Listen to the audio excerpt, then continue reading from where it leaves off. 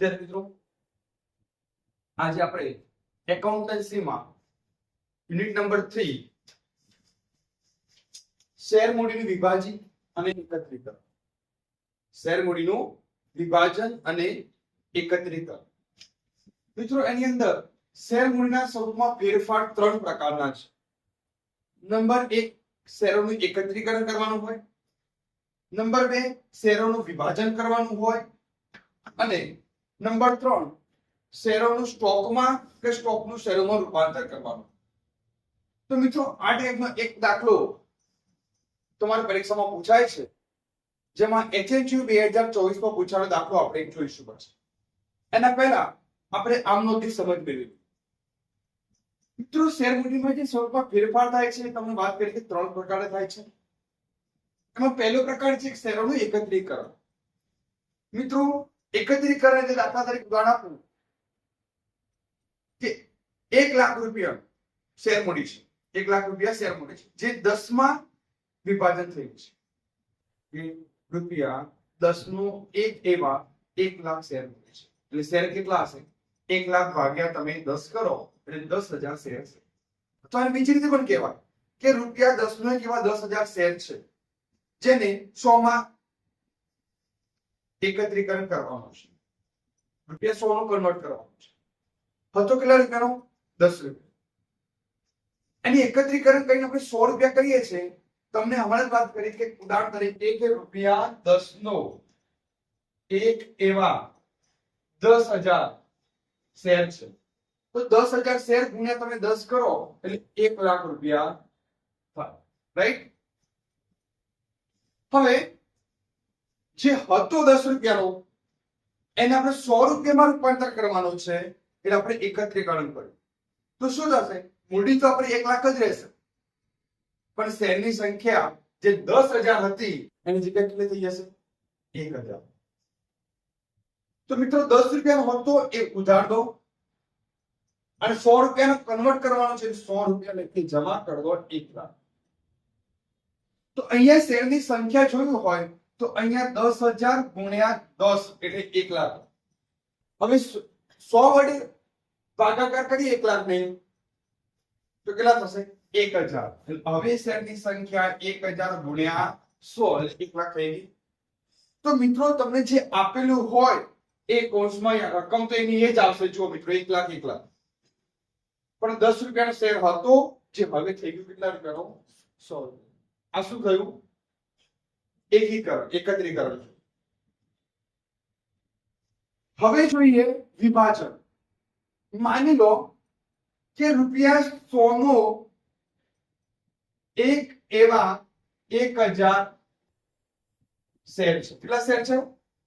1,000, જેને 10 રૂપિયામાં વિભાજન કરવાનું છે, કે તે દરેક રૂપિયા 10 નું 1 એવા કરવાનું છે. તો મિત્રો, અહીંયા ધ્યાન, હતા કેટલાના? 100 રૂપિયાના. તો ઇક્વિટી શેર મૂડી ખાતે ઉધાર થશે. ઇક્વિટી જ આપવાના છે, પણ હવે આપવાના ઇક્વિટી કેટલાના છે? 10. જો હતો એ ઉધાર તો અહીંયા 1,000 ગુણ્યા 100 એટલે 1 લાખ તમારી શેર મૂડી થાય. ઇક્વિટી એક પાછળ ઇક્વિટી શેર મૂડી તો 1 લાખ જ રહેશે. રાઈટ? પણ સંખ્યા કેટલી થઈ જશે? હવે 1 લાખ ને 10 વડે ભાગાકાર કરવાથી શેરની સંખ્યા કેટલી થઈ ગઈ? 10,000. તો 10,000 ગુણ્યા 10 1 લાખ થઈ ગયા. તો અહીંયા પહેલામાં જુઓ 10 રૂપિયાનો હતો, તો 10 રૂપિયાનો ઇક્વિટી શેર મૂડી ખાતે ઉતારી શેર મૂડી જ આપ્યા જે 100 રૂપિયાના એકત્રીકરણ.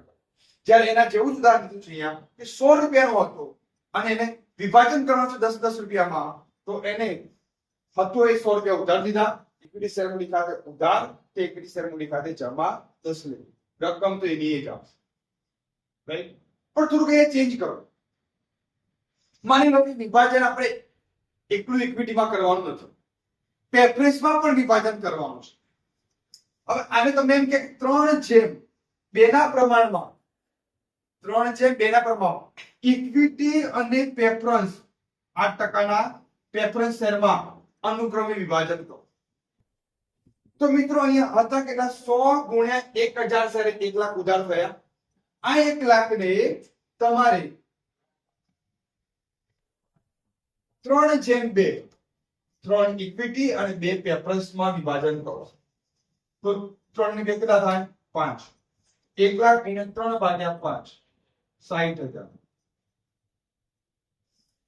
1 લાખ ગુણ્યા 2 ભાગ્યા 5 40,000 તો 60,000 તમે ઇક્વિટી માં રૂપાંતર કરી અહીંયા 60,000 આવશે અને પ્રેફરન્સ શેર મૂડીમાં 8% ની પ્રેફરન્સ શેર મૂડી જ્યાં 40,000 આવશે ખ્યાલ આવી ગયો અને દરેક રૂપિયા 10 નો છે તો 60,000 ભાગ્યા 10 એટલે 6,000 40,000 ભાગ્યા 10 એટલે 4,000 તો ઇક્વિટી શેર કેટલા આવ્યા 6,000 અને પ્રેફરન્સ કેટલા આવ્યા 4,000 એના ગુણ્યા 10 તો 60,000 40,000 1 લાખ થઈ ગયા આપણે તો જેમાં વિભાજન કરવાનું હોય ઇક્વિટીમાં કરવાનું તો ઇક્વિટી પ્રેફરન્સ બંનેમાં કરવાનું તો બંનેમાં ખ્યાલ આવી ગયો તો વિભાજન થયું હવે શેરોનું સ્ટોકમાં કે સ્ટોકનું શેરોમાં રૂપાંતર હવે આપણે જોઈએ કે શેરોનું સ્ટોકમાં રૂપાંતર કરવાનું હોય તો કેવી રીતે કરવાનું શેરોનું સ્ટોકમાં રૂપાંતર કરવાનું હોય તો ચાલો બીજું એક જોઈએ આપણે ઉદાહરણ તરીકે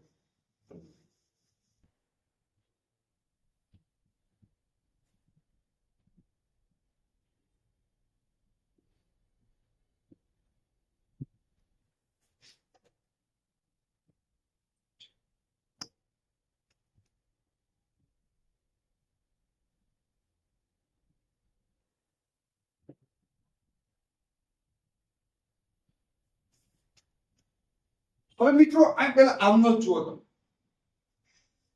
ઇક્વિટી શેર મૂડી ખાતે શેરોનું સ્ટોકમાં રૂપાંતર કરવાનું છે એટલે શેરની જગ્યાએ શું આપવાના છે ઇક્વિટી સ્ટોક આપવાનો છે જે આપવાનું હોય જમા થશે ઇક્વિટી સ્ટોક ખાતે જમા થશે જે હોય એ ઉધાર થઈ જશે ઇક્વિટી શેર મૂડી ખાતે ઉધાર તે ઇક્વિટી સ્ટોક ખાતે જમા તો અહીંયા મેં બંને જગ્યાએ ફિંગરી મારી કે સ્ટોક વટાવ ખાતે ઉધાર અને સ્ટોક પ્રીમિયમ ખાતે ઉધાર મિત્રો આ સ્ટોક વટાવ અને પ્રીમિયમ ની આમનો તમે સમજાવો કેમ ઉધાર કેમ જમા ઓકે ઉદાહરણ આપણે પહેલા સમજાવું છું વટાવ અને પ્રીમિયમ કેવું દાખલા તરીકે આપણી જોડે 1 લાખ શેર મૂડી છે કેટલા શેર મૂડી છે 1 લાખ જે દરેક રૂપિયા આ શેર મૂડી છે જે દરેક રૂપિયા 10 નો શેર છે કેટલાનો શેર છે 10 નો ચલો આપણે 100 નો લઈએ છીએ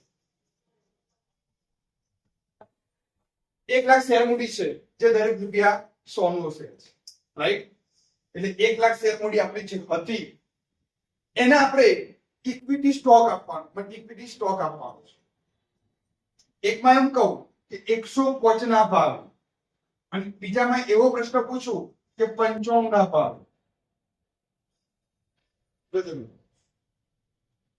હવે આ 1 લાખ ને 100 વડે ભાગો કેટલા આવશે 1 લાખ ને 100 વડે ભાગવાથી તો 1000 શેર ગુણ્યા 100 એટલે 1 લાખ થાય શેરની સંખ્યા કેટલી છે 1000 હવે તમે 105 ના ભાવે તમે જો 105 ના ભાવે સ્ટોક આપો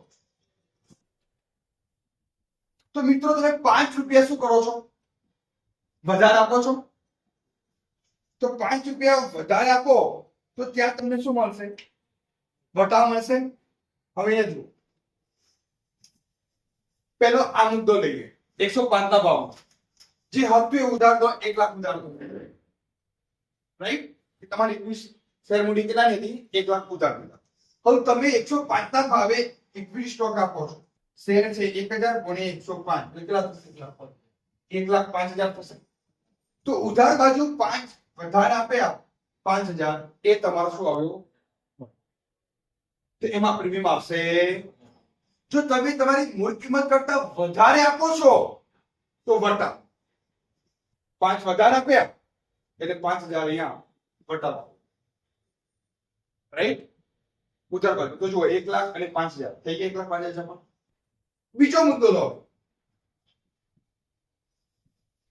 બીજા મુદ્દાની અંદર 95 ના ભાવે આપીએ છીએ જો ઓછા આપીએ તો ત્યાં પ્રીમિયમ આવશે જુઓ હતા કેટલા 1 લાખ શેર મૂડી હતી ઉધાર દીધી 1 લાખ શેર મૂડી રાઈટ હવે 1 લાખ શેર મૂડી તમે જે ઉધાર દીધી આપો છો 95 લીધી તો અહીંયા 1000 શેર ગુણ્યા 95 એટલે 95000 જમા થશે. હજુ 5000 ખૂટ્યા તો 5 રૂપિયા વત્તા પ્રીમિયમ છે. 1000 ગુણ્યા 5 1 લાખ થઈ ગયા જમા. 1 લાખ ઉધાર થઈ ગયા. આવડી ગયો? ખબર પડી ને આમ નોંધમાં? જરૂર પડે તો ફરીથી વિડીયો જોવાનો. 100% આવડી જશે. હવે મેં તમને જે સમજાવ્યું એ પ્રમાણે આપણે HSU 2024 માં પૂછાયેલો દાખલો જોઈ લઈએ મિત્રો.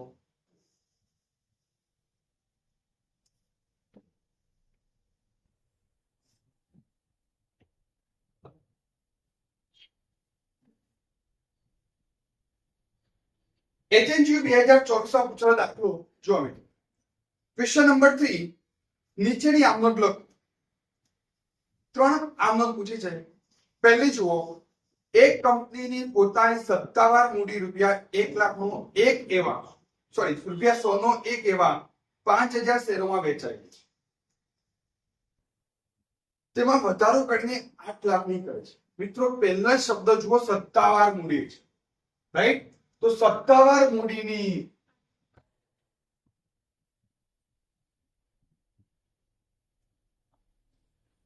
આમનોંધ થશે, રાઈટ? સત્તાવાર મૂડીની આમનોંધ કરવા પણ લખવું પડે કે આમનોંધ થશે નહીં, એનો પણ માર્ક્સ મળશે.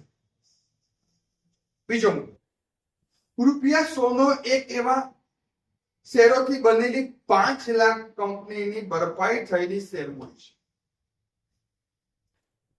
તેઓએ આ મૂડીને રૂપિયા 10 નો એક એવા ઇક્વિટી અને 10 નો એક એવા 10% પ્રેફરન્સ શેર 3/2 ના પ્રમાણમાં વિભાગીકરણ કરવાનું નક્કી.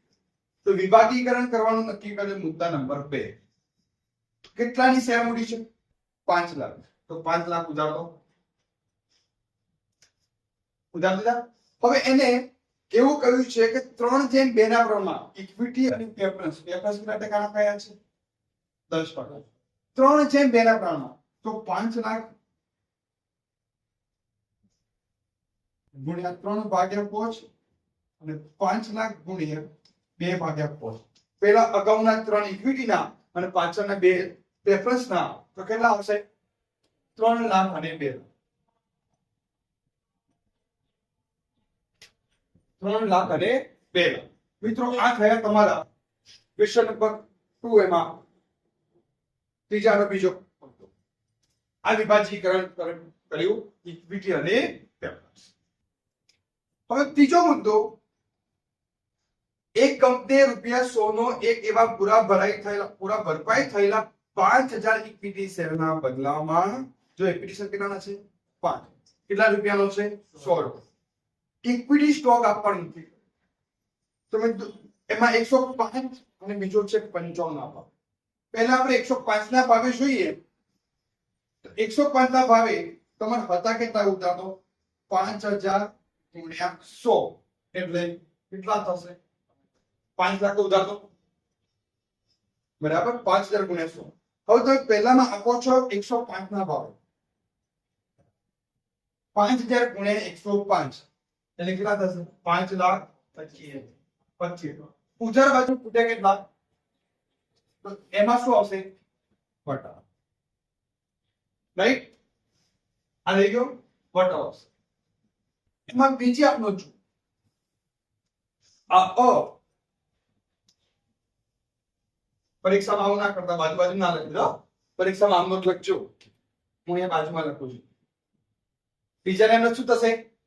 95 ના ભાવે 105 ના ભાવે 95 ના ભાવે. એમાં જુઓ હતી તમારી ઇક્વિટી શેર મૂડી કેટલાની? 5 લાખ ઉધાર. 95 ના ભાવે આપો છો ને 5000 ગુણ્યા 95 કેટલા થશે? 4,75,000. નીચે ખૂટ્યા કેટલા? 25,000. તો એની આમનો ઇક્વિટી શેર મૂડી ખાતે ઉધાર 5 લાખ. તે ઇક્વિટી સ્ટોક ખાતે 5000 ગુણ્યા 95. તે સ્ટોક પ્રીમિયમ ખાતે 5000 ગુણ્યા 25. તમે પરીક્ષામાં આમનું જ લખજો બાજુના અક્ષરની બાજુમાં કર્યું છે બરાબર ખ્યાલ આવી ગયો આ તો તમને ફોર્મેટ લખ્યું હતું એટલે સમજાવવા માટે તો તેમાં બતાવ આવશે ને એમાં શું આવશે પ્રીમિયમ આવશે શું આવશે સ્ટોક પ્રીમિયમ ક્લિયર આવડી ગયો આ દાખલો મિત્રો HNGU 2024 માં પૂછાયેલો દાખલો જરૂર પડે તો ફરીથી આ દાખલો તમે જોઈ લેજો હવે બીજા દાખલાની પ્રેક્ટિસ કરો